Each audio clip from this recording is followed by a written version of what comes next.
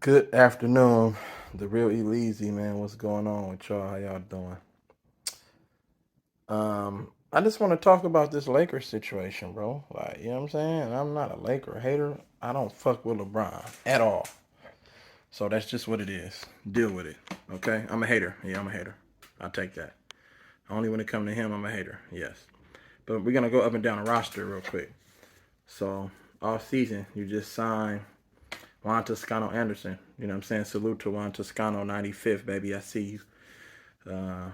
Thank you for help, you know what I'm saying, bringing us a championship, you know what I'm saying, and I wish him well and all the success in the world. So Juan Toscano, 6'6", small forward, power forward, right? 3-year experience. Austin Reeves. Austin Reeves, 6'5", guard. You feel what I'm saying? 1-year experience. 2nd year coming up. Jay Huff, 1 year. He was a rookie last year. He's a forward/center, 7'1". Okay, so you got a forward, you got a guard, you got a center. Now you got Fabian White Jr. out of Houston, 6'8". Javante McCoy, guard, 6'5". Max Christie, another guard, 6'6". Lonnie Walker the fourth, another guard, 6'4".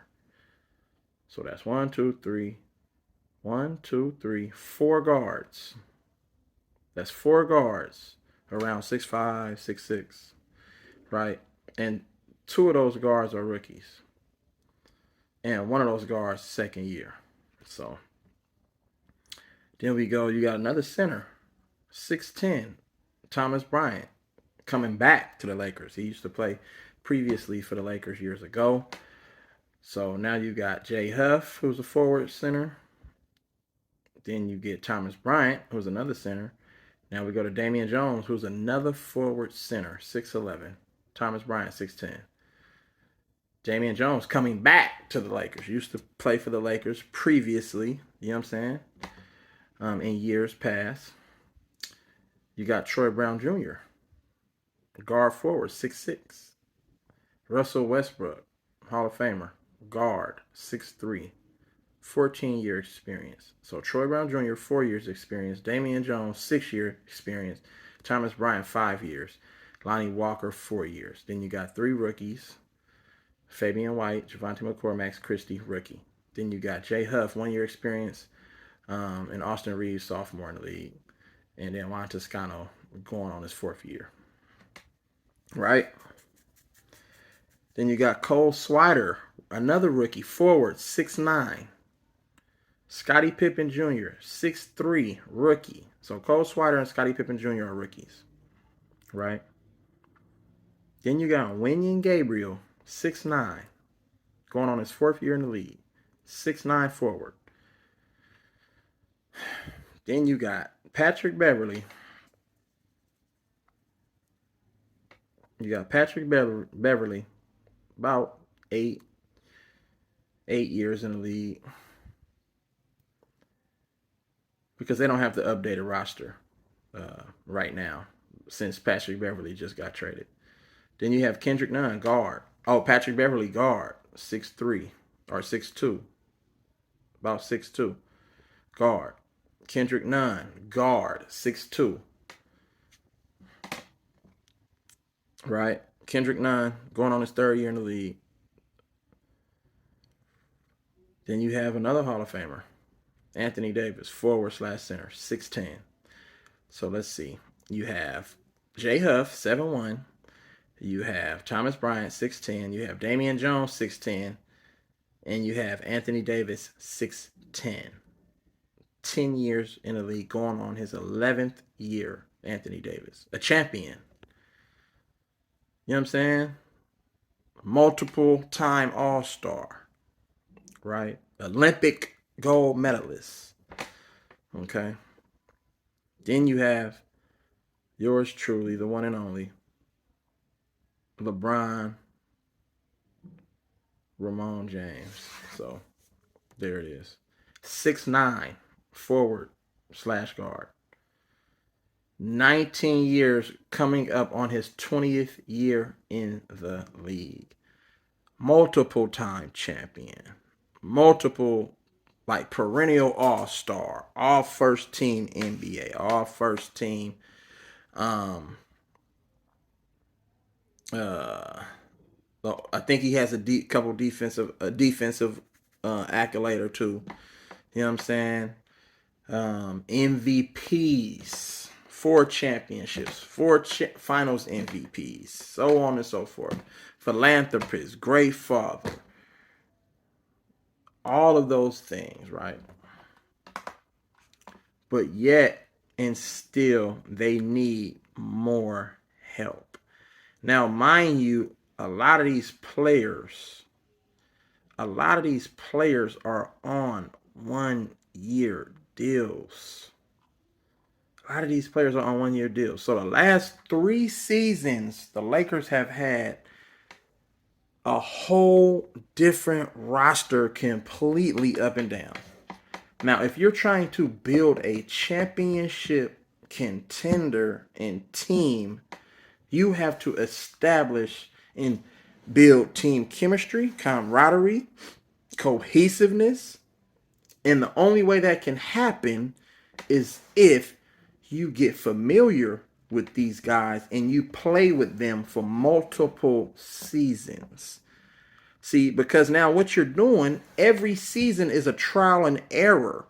So when you have that sort of situation, then you're playing with thin ice. Like, see, now winning is not at the top priority, you know what I'm saying, of the franchise and of the mindset of some of these players. Because you're going in with different rosters every year. You're not going to be able to develop chemistry when you got one guy going out, another guy coming in. You never played with him. You don't know how his mannerisms are in the locker room. You don't know, you know what I'm saying, certain type of characteristics he might exude. You don't know if he's going to be a hard worker, so on and so forth, etc., etc. Okay? Right? Let's just keep it 100. Like, you feel me? And then let's add in the culture for the Lakers. We don't know what the culture is for the Lakers the last several seasons. We just don't know. Like, you know what I'm saying? They've switched coaches, assistant coaches, new systems, you know what I'm saying? Front office personnel. So when you keep going through all that changeover, it's just so much uncertainty surrounding, you know what I'm saying, long-term success and short-term answers, you know what I'm saying, to try to get to long-term success. You feel what I'm saying? It's so confusing for everyone. Nobody knows, and that's why a lot of players, free agency, it's going to be tough to try to go there. It's going to be tough for them to lure free agents to come to the Lakers because of all of the shuffling and you know what I'm saying, and the inadequacies and the uncertain, you know what I'm saying, decision making, so on and so forth. And then a common denominator is LeBron James. Let's just be honest. It's hard for players to thrive and succeed under LeBron James. It's just a fact. It's not hating, bro. He dominates and controls the ball, and his basketball IQ is so high that he's going to tell everyone, no, you go do this, do this, do this, do this, do this. You know what I'm saying? It's really hard to come into your own as a basketball player and be comfortable with your role when he wants you to just sit in the corner and be a spot up, stationary, catch and shoot basketball player when you're much more than that and you're capable of doing much more. Now, I understand, you know what I'm saying, filling a role and playing your role to the best of your abilities. But it's different when you have talented basketball players and you take away from what they're good at. Instead of maximizing that talent, you're minimizing the talent in order to suit and fit your needs. And that is called being selfish, bro. Period. Period. But then on the flip end, you complain about, oh, I don't have enough help and I don't have enough this.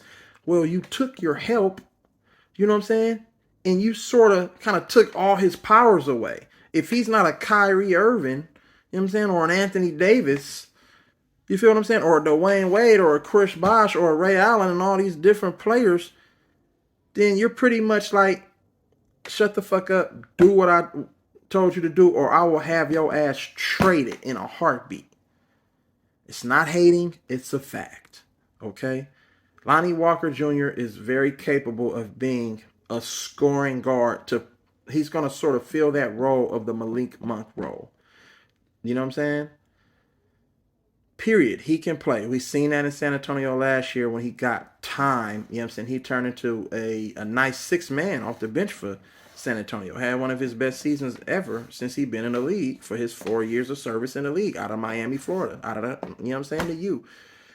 So this is what I'm trying to get at. Even if you were to trade, and let's cancel Russell Westbrook. So now you have Batman and Robin, LeBron and AD, right? Now you got, you know what I'm saying, Batman, Robin, and motherfucking Arrow Man or the Green Lantern or whatever the fuck. We gonna call motherfucking Russell Westbrook the Green Lantern. So you got Batman, Robin, and the Green Lantern, right? If you take away the Green Lantern and you put a motherfucker, you're gonna add another shooting guard when you already have 1, 2, 3, 4, 5, 6, 7, 8, 9. You already have 9 shooting guards. Which, by the way, only one of those shooting guards actually two of those shooting guards actually play defense. Austin Reeves, Pat Bev. If you trade Russ and bring in, let's just say hypotheticals, you know what I'm saying? You trade Russ, you bring in fucking Buddy Hield and or Miles Turner. Now you're adding more front court players, right? So how does Miles Turner fit in when you already got a Damian Jones and a Thomas Bryant that's going to be backing up AD? So that means you signed those players for what? Just to have on your roster? Or are they going to somehow fit into the equation, you know what I'm saying, and get playing time? And if they do get playing time, how much time? Let's just say AD gets injured. Now you got motherfucking Thomas Bryant, Damian Jones, and with the hypothetical with the trade, you have Miles Turner. Miles Turner is not going to move the needle forward, you know what I'm saying, like AD would, a healthy AD. So how does that really help you moving forward? You're adding another shooter, then LeBron is going to feel like, fuck, if AD get injured and we trade Russ, it's only just all the pressure is going to be on me to do everything. I have nobody that I can just say, go get a bucket. I need you to start stepping up right now or fill that Kyrie role. That's why LeBron was so adamant about adding Kyrie, because LeBron knows he has somebody to defer to. I don't think LeBron even trusts AD. He wanted Kyrie so bad because he know in Cleveland he can take plays off and be like, Kyrie, go do your thing. I'm going to sit here and watch you do your thing. Period. He's comfortable with that. That's why he wanted that. See, the pressure is more pressure on him now because now it's going to make him look like he's not really impacting the game, you know what I'm saying, with him putting up offensive numbers, because it's going to result in them not winning. That's why he wanted Kyrie, because we know Kyrie isn't no elite defender, but we know Kyrie can score enough and control the game on an offensive aspect. From an offensive aspect, you feel what I'm saying? That's going to provide relief for LeBron James, you know what I'm saying, during those moments in the game. You get what I'm saying? And Kyrie can go and win you a game. He can go and score, go on a 15 to 20 point run by himself. But you have to think, even if you add Buddy Hield, okay, LeBron, you're going to be the primary ball handler? Who's going to be the primary ball handler setting everybody up? You see what I'm saying? You still don't have a traditional point guard. Pat Bev is not that. Pat Bev is just an irritant. He's a defender. He's an energy guy. You get what I'm saying? He's not going to really get your offense set up in, you know what I'm saying, in positions to where everybody is in a position to where they can be effective and run a legit offense. You know what I'm saying? He's just going to give you that dog. He's going to be intimidating. He's going to hold players accountable. You feel what I'm saying? And he's going to be a spot-up shooter and knock down threes every once in a while if he's open. You know what I'm saying? Period. Point blank. So now let's just look. So now you don't have Rush. You have Buddy Hield, Miles Turner. Miles Turner ain't no post guy. Miles Turner, Damian Jones, and Thomas Bryant, pretty much interchangeable. Bigs that can defend, rebound, You know what I'm saying? And once in a while, get lob runs and knock down a jumper here or there. Thomas Bryant jumper is obviously better than Damian Jones, and also Miles Turner jumper is better than Damian Jones. You know what I'm saying? Miles Turner taller than Thomas Bryant. Miles Turner can hit threes. Thomas Bryant can hit threes. You know what I'm saying? Are they going to put pressure on the rim like that? I'm not sure. You know what I'm saying? We're not sure on that. You feel what I'm saying? We don't even know how they're going to gel with the roster that's put in place right now. Right?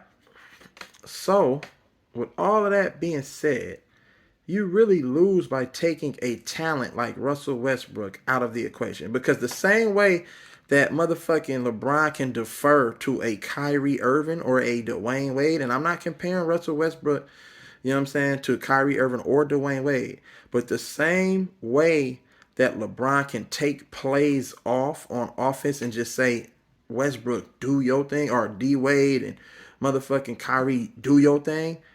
You can do that with a Russell Westbrook. Where Russell Westbrook, you be the focal point. You take over the game. You insert and impose your will on the game in transition, in half court. You get what I'm saying? And Russell Westbrook is very capable with his size at 6'3" and 200 pounds of playing solid defense. I just don't think that Russell Westbrook last year, what he showed everyone, it didn't work because he didn't fit into Frank Vogel's plans on how he was going to be used. It was always a different style that he was going to have to play and contribute something different on each given night. It didn't work from the coach's standpoint.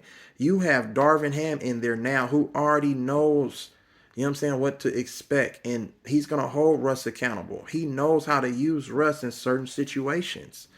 You feel what I'm saying? And that's what we're going to see, you know what I'm saying, going into next year, as long as the Lakers don't do that bonehead ass shit and trade Russell Westbrook. You have a big three, right? You have Russell Westbrook, Anthony Davis, LeBron James. 3 top 75 players on your team. Three Hall of Fame, potential future Hall of Famer on your team. You should be able, from a leader standpoint, if I'm LeBron James, right? If Chris Paul can do more with less, what's LeBron's excuse? What's LeBron's excuse? That's all I want to know. When you're a great leader, you go over and impose your basketball IQ. You know what I'm saying? Your personality and everything onto the team. Your leadership. Get the guys, instill confidence in them. You know what I'm saying? Build them up. Don't get mad when they make a mistake. Say it's okay. You got the next one. Boom. And then teach. Don't just expect somebody to do something and play a certain way. You know what I'm saying? Based off of what you think. You still have to be a leader. You know what I'm saying? And I'm not talking about from a motherfucking all the different handshakes and dancing and shit. That's not leadership, nigga. Fuck is you talking about? If you cannot win with Anthony Davis, Russell Westbrook, and then we can always point to injuries. Everybody gonna say, "Oh man, they only played one game. They only played 2 games together. They only played one." The games that they did play together, the shit was all fucked off, and it was not because of Russ. Period. Point blank. Stop blaming Russ for all of this stupid shit. Because one day LeBron wanted motherfucker traded behind the scenes, and then the next day he's sending out tweets, you know what I'm saying, indicating that he's supporting a motherfucker. You feel me? Indirectly. So it's just like, I wouldn't put nothing past LeBron. If LeBron is able to go to Hall of Fame coach Mike Krzyzewski in the motherfucking Olympic trials during the Olympics and snitch and tell the coach to get a motherfucker like Kobe, Bean, Bryant, rest in peace, of the greatest to ever do it, and Gigi and the rest of the 7 passengers that was involved in that accident on that day. If he can go behind, you know what I'm saying, and try to have somebody check Kobe, what makes you think that he won't go behind the scenes and try to get AD or Rush traded? That's loyalty, bruh. That's some two-faced ass shit. Motherfuckers don't understand that. He did that to Bean Bryant. Somebody that he said he idolized and loved, but you went back behind the scenes and tried to get him in check and in order when he has more years of service in the league than you and has accomplished more at that time than you have? Nigga, what? Somebody that you idolize and you're going back behind the scenes trying to snitch on a motherfucker? On another grown-ass man because you don't like how he's getting down and the way he approaches the shit? Whether he's shooting shots that you don't agree with or none of that shit. See, this is that egotistical ass, control ass shit that's gonna always obliterate a fucking team. And the guy has been doing it his whole career. And nobody has been saying shit. Because you know why? The NBA allows the motherfucker to win. He had all those winning teams in Cleveland, but yet and somehow he couldn't get it done. But then it's everybody else's fault. But I'm nigga, he ain't out there playing by himself. If he scored 40 points a game, nigga, and they're averaging 100 and some points a game, where you think the other motherfucking 50 to 60 points is coming from? I'm just saying. Nigga, help from his teammates. He's not out there playing by himself. Niggas act like, oh, he carried that team. Ooh. Okay, he carried the team. So why you didn't win nothing then, nigga? It's the same situation from every team. He always wanted that control, bro, to have certain things, you know what I'm saying, orchestrated behind the scenes to fit him in the narrative that the media wants to portray in his career. And he comes over to the fucking Lakers. He trades all of our future away. Everybody. He trades the whole fucking roster. We had talent. Josh Hart, talent. You know what I'm saying? I think it was the National Player of the Year in Villanova. We seen what Josh Hart doing. 6'7", 6'8". You know what I'm saying? Defender. You know what I'm saying? Hart. Brandon Ingram. We seen B.I. at Duke. We seen him. We seen how B.I. get down. Julius Randle. We seen him. Or they might have let Julius Randle go the season before that. You know what I'm saying? Lonzo Ball, even though I never agreed that they should have traded him, but he became a solid defender. He can help a team. I don't know about now, since that knee is all fucked up. Chicago going to have to, you know what I'm saying, figure that shit out. We're going to have to trade that nigga up off of there. You feel what I'm saying? The draft picks, you invested and sacrificed all that to get a player that's never played a full season and always had durability issues in Anthony Davis. We don't know his mindset. We don't know his motor. We just know that he was talented at that height. Can do everything. Guard, defend, shoot, rebound. You feel what I'm saying? But he never did really have that mindset, or else New Orleans would have won. They had Drew Holiday, nigga. Boogie, Drew Holiday, and motherfucking Anthony Davis. Along with a whole bunch of other players. Tyreek Evans and so on and so forth, nigga. And they still couldn't get it done. You feel what I'm saying?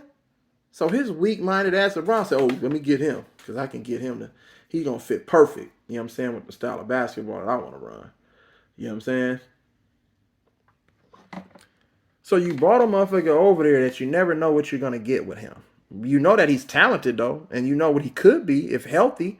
But the health is a big if. You know what I'm saying? Being healthy. You know what I'm saying? So now you stuck between a rock and a hard motherfucking shell. So now what? Now what? You got what you wanted. You asked for Russ. You traded for Russ. You could have just kept your son. You could have kept Rondo, who helped you win a chip. You know what I'm saying? You could have kept Rondo. You could have kept KCP, Kyle Kuzma, and built that chemistry. You won with those guys. Why get rid of guys that you won a championship with? It didn't never make any sense to me. If it was as real and this was about really winning championships, you build on that roster. You don't get rid of the motherfuckers who played a crucial part in helping you win. You add motherfuckers to complement them. So how could anybody have faith? Like, you have to keep it 100, bro. I understand it being a fan of a squad, but be realistic. Be honest. Don't be delusional. Don't be like Cowboys fans. Salute to all my Cowboys fans. Got a ton of partners and shit. Family members who Cowboys fans. But I'm just saying, they think they're going to be great and win a championship every year. No, you're not. Let's be honest.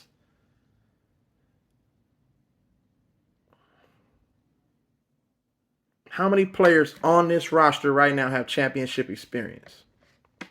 Juan Toscano, that's it. You know what I'm saying? LeBron James, okay. Anthony Davis, the bubble, okay. That's it. How is that going to help LeBron? That's why he wanted Kyrie. Kyrie, multiple years in, you know what I'm saying, in the finals with Cleveland. You know what I'm saying? Clutch. 2016 Game 7 on the road in the Oracle over Curry. Bop, bop, bop. Game. So who's going to help this team win? The way that this roster is constructed, who's going to help their team win? And you got Scottie Pippen Jr. on a two-way. And you got Cole Swider on a two-way. Okay? They're on a two-way. I just don't, the way the roster is constructed, bro, I just don't see how they can win. And now we've seen LeBron James doesn't even want to give effort on the defensive end of the floor. He's not going to hustle back in transition. Every now and then he'll size a motherfucker up and give you one of those, you know what I'm saying, those highlight, you know what I'm saying, chase down blocks that he likes to do every once in a while. And he'll get the crowd juice and they be like, oh, and he'll mug and stare you down. Nigga, that ain't doing nothing. You got all them rest of them possessions throughout the whole game, nigga. Are you going to help the helper? Are you going to communicate to your teammates? Are you going to give effort and dive on the floor? Are you going to get in there and mix it up? Are you going to try to guard and when you switch on? They say you can guard 1 through 5. Are you going to try to guard the Nikola Jokic's and, you know what I'm saying, the Yusuf Nurkic's and all the motherfucking Nurkic's and the Vucevic's and all them motherfuckers? The Joel Embiid's, nigga. The motherfucking Karl Anthony Towns and Rudy Gobert garbage ass. Are you going to try to really guard them or are you going to allow motherfuckers to just go at you and score on you and then blame your teammate because he didn't come help you? Come on, man. Come on, man. This is not a championship team. It's not. And we got to keep it 100, bro. Just keep it a fucking 100. You can't compare them to the motherfucking Warriors. You can't compare them to certain teams. Boston building a championship over there. You know what I'm saying? Miami trying to do the same thing over there since they acquired Jimmy Buckets.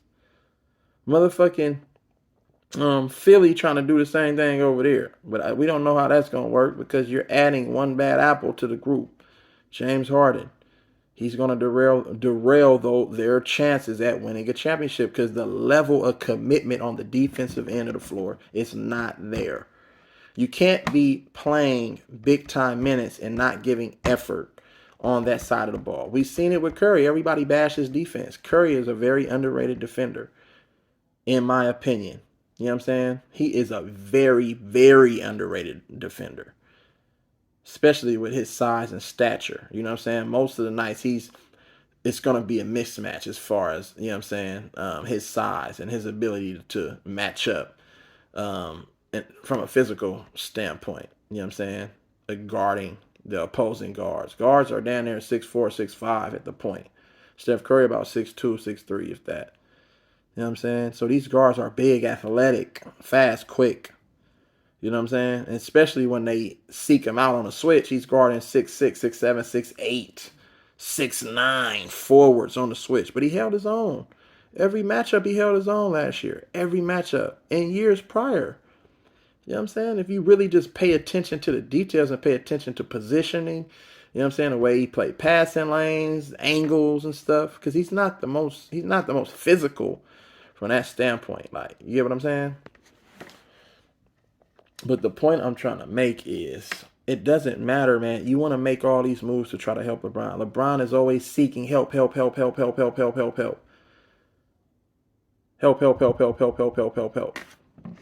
Okay?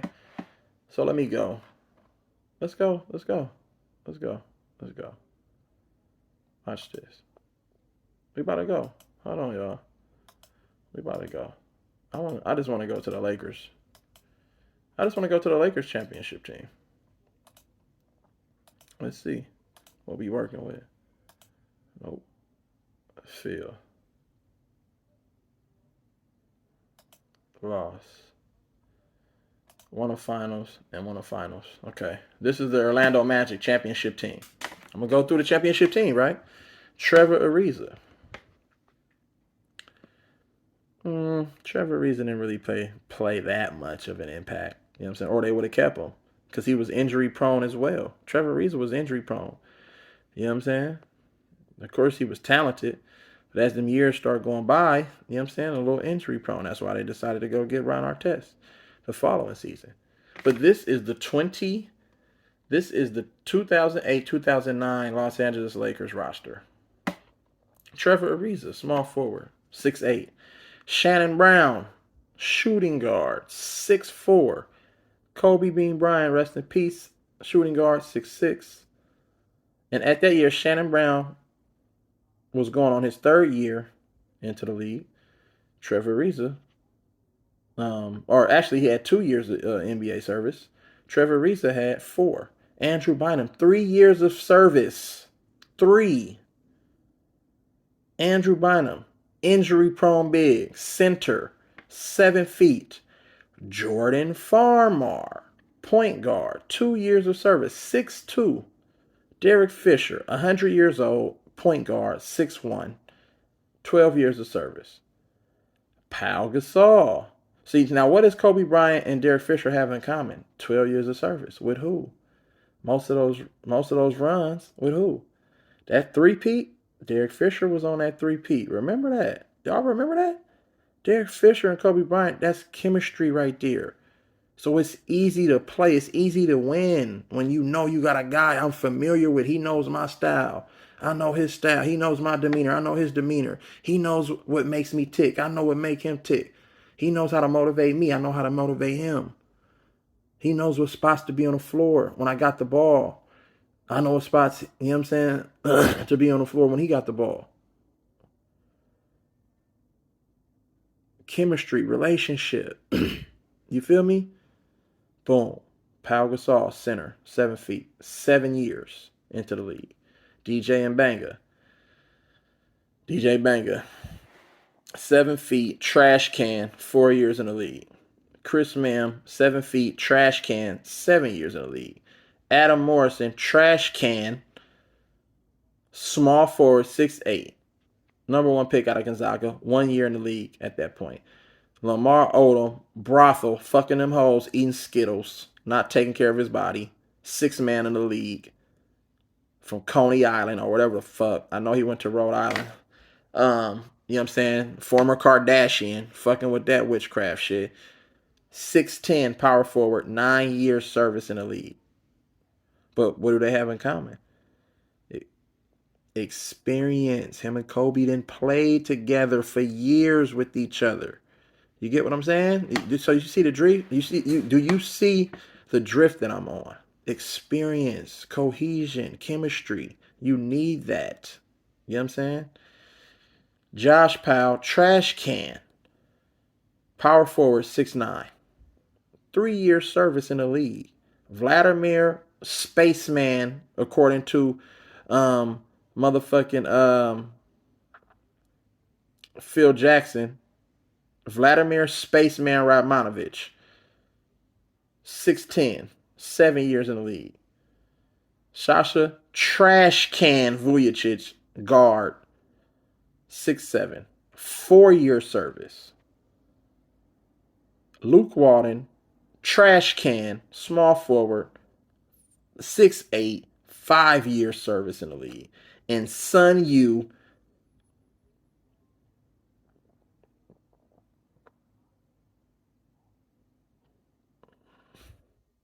shooting guard, 6'9", rookie out of China.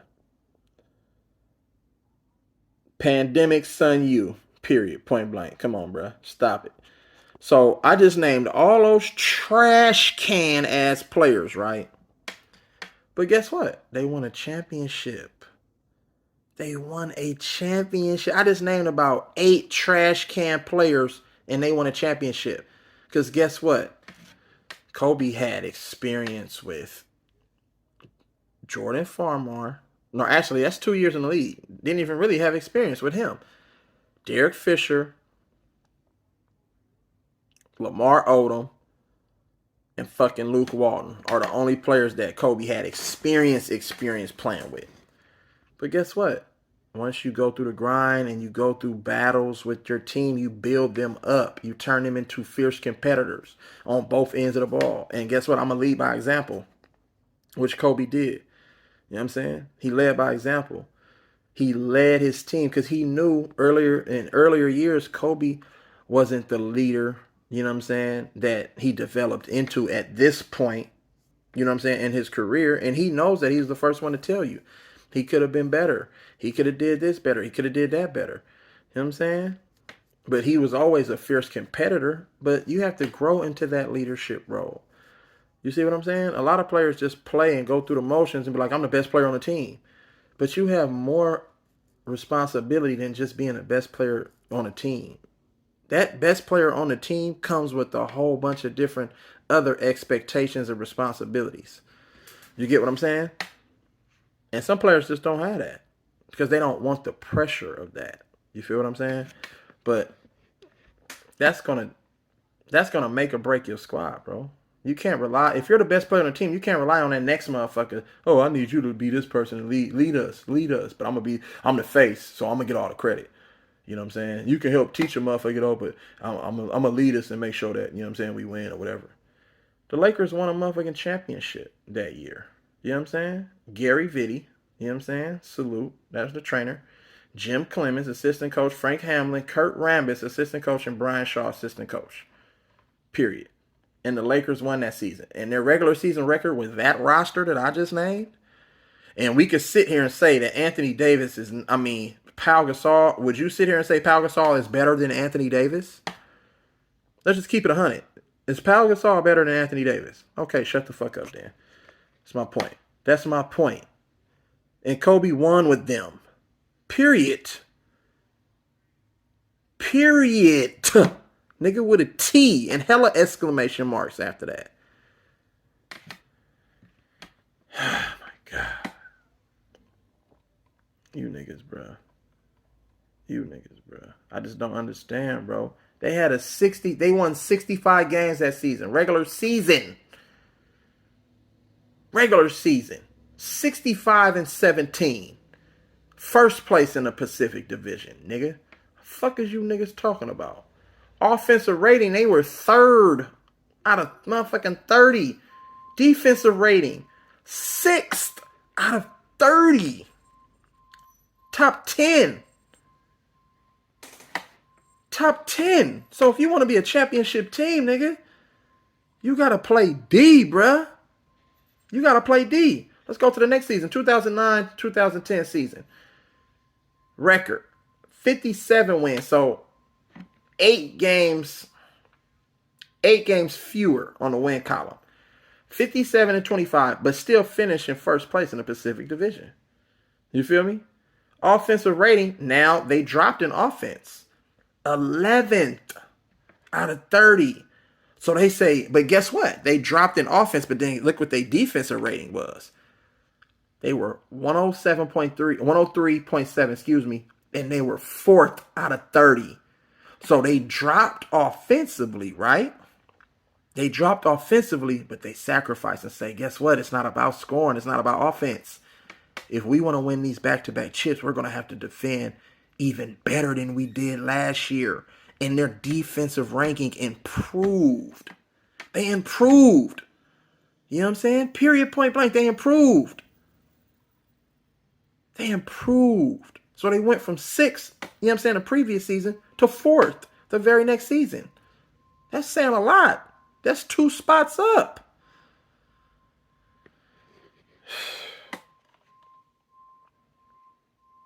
And it showed. First round. You know what I'm saying? Western Conference fucking first round. 4-2 over Oklahoma City. Russell Westbrook. James Harden. Nick Collison. You know what I'm saying? Steven Adams and motherfucking Kevin Durant, the Durantula. 4-2. Get them up out of here. You know what I'm saying? Next round, sweep Utah Jazz. Get them up out of here. Western Conference, 4-2 over the Phoenix Suns. Get up out of here. Alvin Gentry, Grant Hill, Steve Nash. You know what I'm saying? Jason Richardson. So on and so forth. Get them niggas up out of here. Maury Stoudemire, get them out of here. NBA Finals, 4-3. over the Boston fucking Celtics redemption for 2 years prior. You know what I'm saying? When Boston drugged their motherfucking ass in game 6 and blew them by damn near 100. But it's okay. You know what I'm saying? Because what great players do and leaders do, they come back. And this was the third straight trip to the NBA Finals. You know what I'm saying? This was their last trip to the NBA Finals for Kobe Bryant and the Lakers. You know what I'm saying? Before 2020, the bubble. Let's go to the roster. I named all the garbage motherfuckers on the roster last year. Let's go to this year. You know what I'm saying? Shannon Brown, 3rd year service, 6'4", trash cans. Okay? Kobe Bean, rest in peace, 13 years, older. Andrew Bynum, trash cans. Jordan Farmer, trash cans. Derek Fisher, savvy vet from Little Rock, 13 years in a motherfucking league. Trash cans. Pau Gasol, soft. DJ Banga, Adam Morrison, Lamar Odom,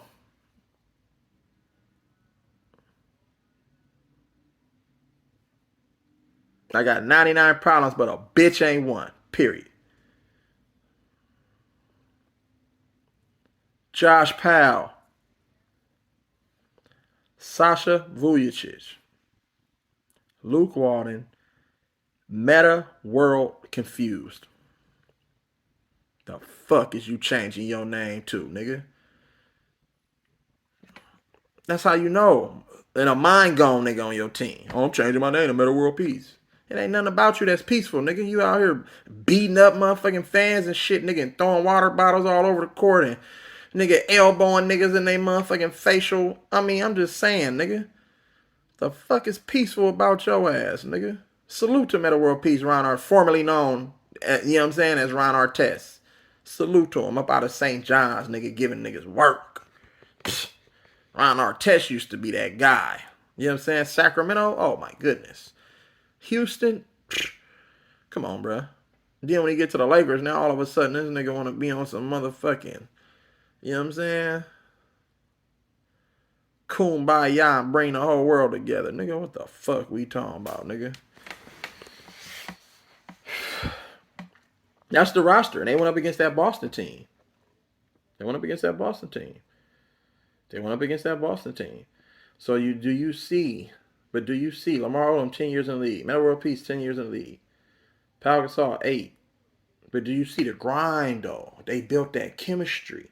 And then Kobe Bryant, at that particular moment in his career, he understood, how can I lead these guys to be great? You know what I'm saying? How can I maximize their success? You feel me? Because I can guarantee you, after this season, most of them motherfucking garbage-ass motherfuckers didn't get no more contracts, other than Jordan Farmer, I think. Farmer went to the motherfucking Nets. Other than that, I didn't see nobody. I don't know what happened after that. You know what I'm saying? What happened after that? Adam Morrison never did do shit. You know what I'm saying? Sasha Vujacic probably went back overseas. Josh Powell, he probably ended up on somebody's bench. You know what I'm saying? Meta World Peace was close to retiring. He get a couple more years, you know what I'm saying? And he gave it up. Andrew Bynum, he went to Philly, got a contract. Nigga turned into Cisco. You feel me? And then it was like, dong, dong, dong, dong, dong. Ooh, that's so scandalous. Scandalous. Living la vida loca. Weird. Super weird ass nigga. And that 7-foot blonde head nigga. Never did really pan out and play in Philly. He got paid though. Right. That's who Kobe played with. Shannon Brown. You know what I'm saying?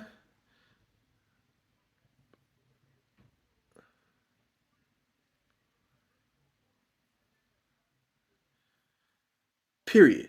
Fucking with Monica. Fucking them all up. Love and hip hop type motherfuckers. Come on, bro. Stop it. That's the roster that he had to work with. You know what I'm saying? You mean to tell me that nigga AD and Russ ain't better than half of them, most of the half of them, more than half of them niggas on that roster? Outside of Kobe? And probably Lamar Odom? You mean to tell me that AD and Russ ain't better than them? Name another Hall of Famer other than Pau Gasol, only because of Kobe, nigga. Name another player on that roster that's a top 75 player or Hall of Famer. I'll wait.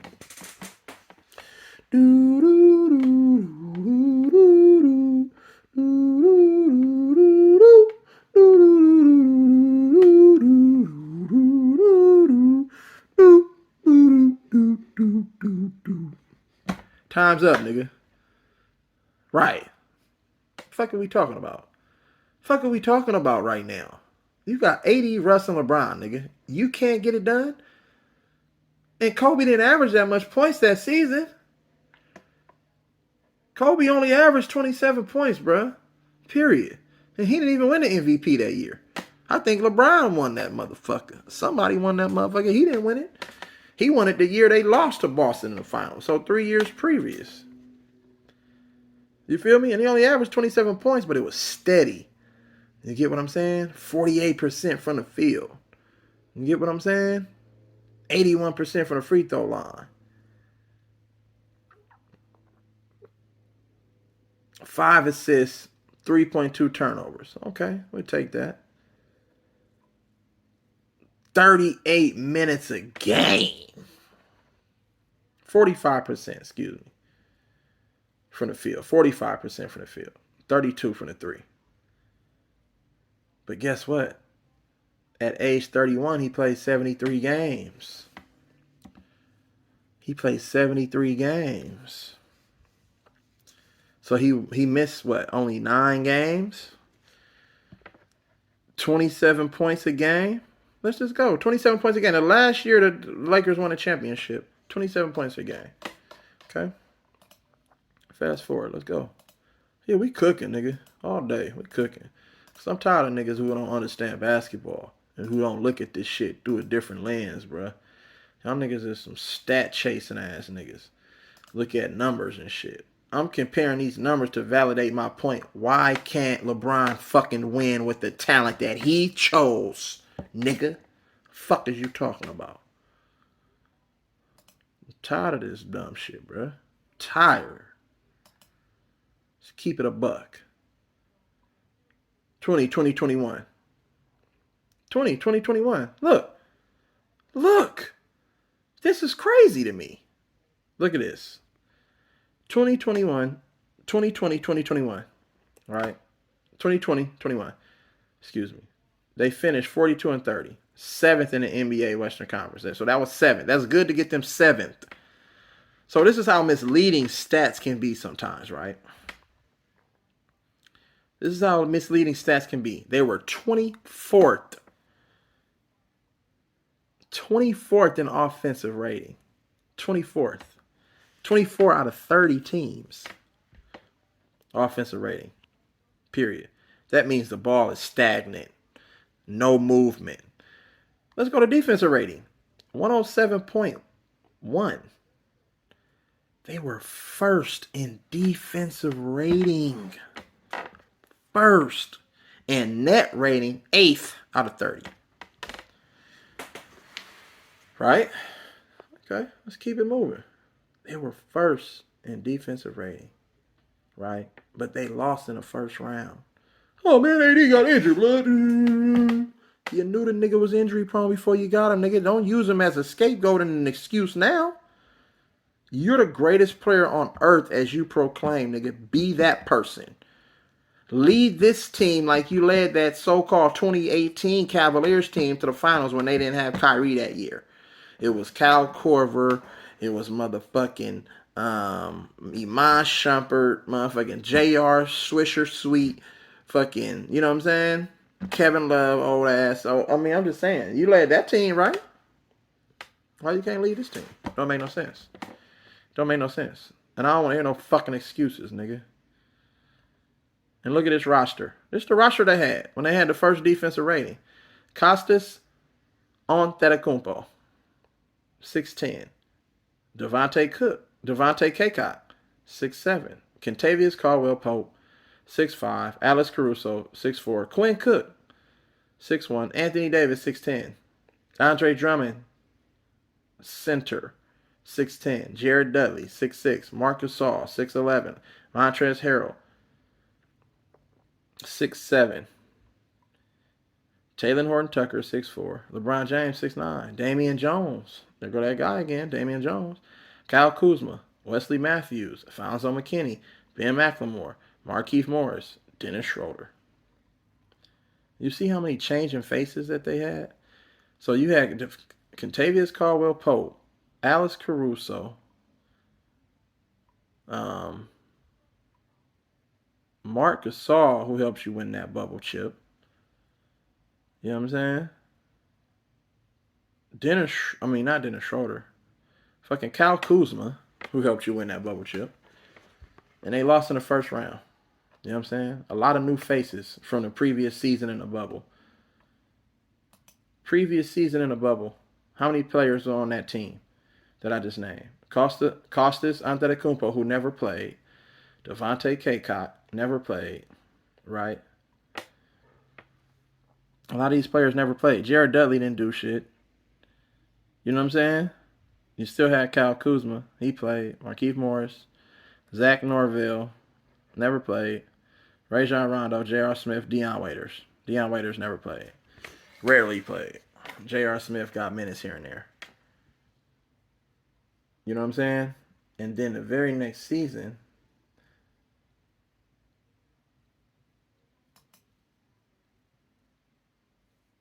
it started collapsing. Now let's go to last year. Finished 33-49. 33-49. Offensive rating, 23rd of 30 on the offensive rating. And they were higher in the Western Conference. Defensive rating, 21st of 30. So their net rating was a -3, which got them 22 out of 30 NBA teams.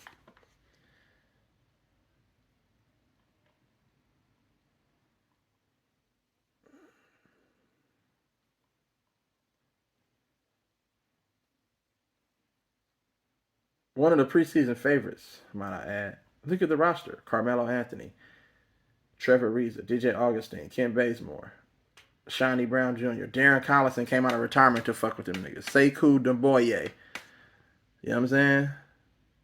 Wayne Ellington, Wenyen Gabriel, Taylor Horton Tucker, Jay Huff, Dwight Howard, Stanley Johnson, Jamario Jones, Mason Jones, DeAndre Jordan, Mac McClung, Malik Monk, Austin Reeves, Rajon Rondo, who was later traded. Isaiah Thomas signed to a 10-day contract and then later not extended. So he walked. And then Russell Westbrook. You see how many moving pieces that is? That's not how the way you build a motherfucking championship roster, bro. That's not how you build a championship roster. So not only do you have guys on the roster that really didn't get playing time, you got people on the roster that who were gone and came back. So that's no chemistry. You're not giving yourself a chance to win. Let's go to this season, which I started off with this. So Austin Reeves, yes, he played with Austin Reeves too. This is the second season for LeBron playing with Austin Reeves. He's playing with Damian Jones again, but Damian Jones wasn't really a factor. He really didn't get that much playing time on his previous stint at the Lakers. This is the second season with him and Russell Westbrook.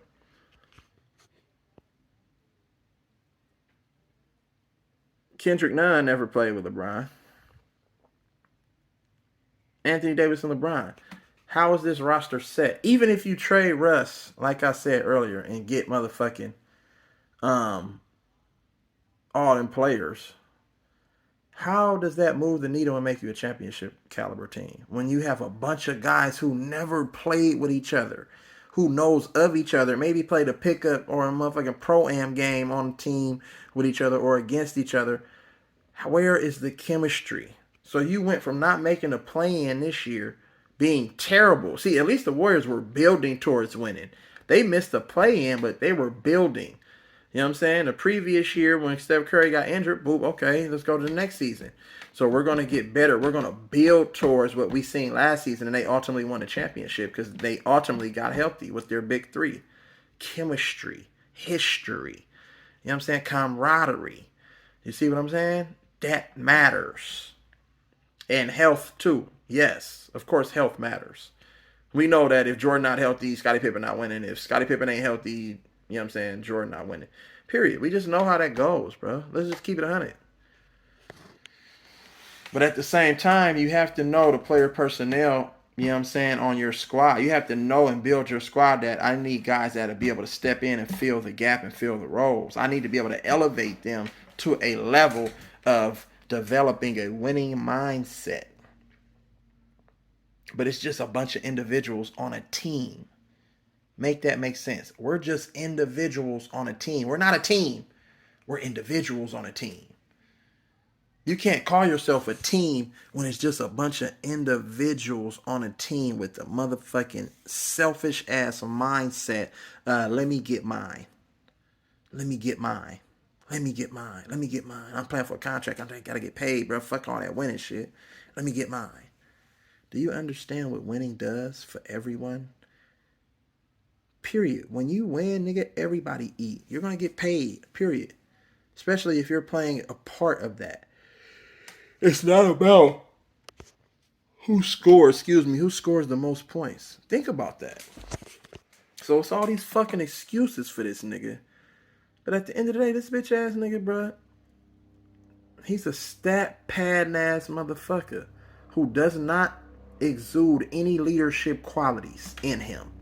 And you niggas can say, oh, nigga, he number 2. He the best player in the world, nigga. What happened in 2016, nigga, when he came back, nigga? What happened in Miami, nigga, when he won? The nigga never hold promises, nigga. We seen how all his championships played out. Special circumstances. His career should really be Carmelo's career. But since Carmelo wasn't a motherfucking sellout, you know what I'm saying? They said, oh, fuck it, we'll take LeBron. He done already bent over backwards for us, nigga. We could promote him and everything, nigga. We could sell the world on this dude. He's talented. He's this. Man, he knows how to handle the media. Perfect. Get the fuck out of here, man. Get the fuck up out of here, nigga. All these years being in a motherfucking Laker uniform and all you got to motherfucking show is a bubble chip and a pandemic. Come on, bro. Get the fuck out of here, bro. Get the fuck out of here, bro. Shit, we could have just kept building with the motherfucking players we drafted in the motherfucking in the draft. We could have just kept building with our lottery picks and let them motherfuckers figure it out. I forgot to mention Jordan Clarkson was on that team. We could have kept building. And we probably would be competing for chips right about now with all those players we let go for a fucking bubble ring. Come on, man. I don't want to hear this stupid shit, bro. Motherfuckers really don't understand how this shit works. That's what it is. But I just wanted to, you know what I'm saying, let y'all know. I wanted to come on here and break this shit down for y'all. You know what I'm saying? It don't matter what the fuck the Lakers do. They not winning no fucking championship this year, next year, or the next year after that. They need to come up off LeBron or AD, and they need to rebuild, bruh. Period. That's what they need to do. You know what I'm saying? Make sure you hit them thumbs up, bro. Like, share, subscribe. Fuck with your boy. You know what I'm saying? Because I'm going to keep it raw. I'm going to keep it honest, bro. I ain't going to cap, nigga. Just because of my dislike for a motherfucker, I'm not capping. You can put all his accolades and stats at the top. That don't impress me, though. I don't give a fuck about that. You know what I'm saying? It's the shit that I see. How you move. How you act. That's the shit that I like. You feel me? Period. All them handshakes and all that other shit and the celebration and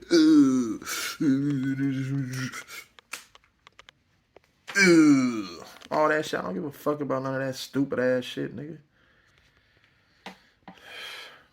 So this shit is bad, bro. It's bad for the Lakers franchise, and they know it.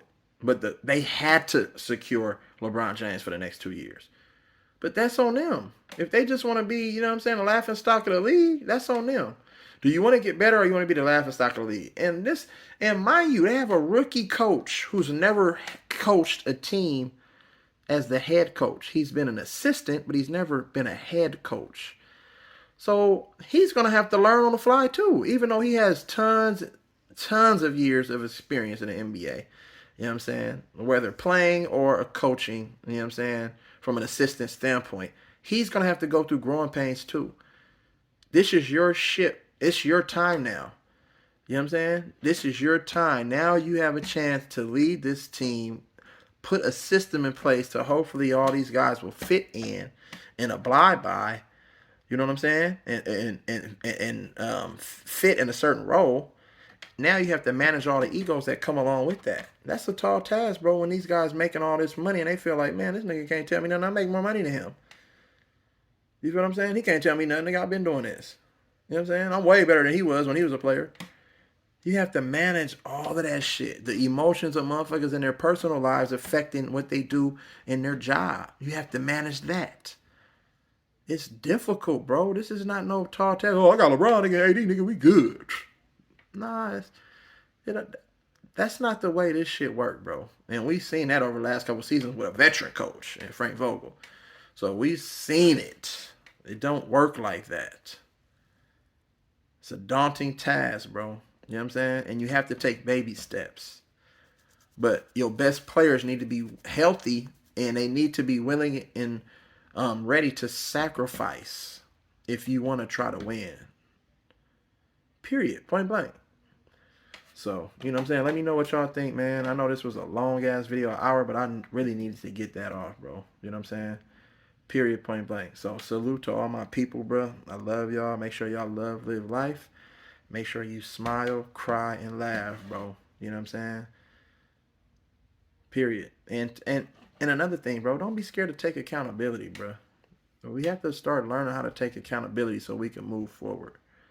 Because everybody always think they right. Everybody always think they know everything. Everybody always think that they ain't never did nothing wrong. And the only reason I did my wrong is because he did this or she did this or they said this or she said that to try to justify your wrong. Nigga, wrong is wrong, bro. You know what I'm saying? Be a stand-up individual. Work on your motherfucking inner self. Take accountability, bro. You know what I'm saying? Period. So salute to y'all, man. Real E-Leezy, nigga. You already know what's happening, man.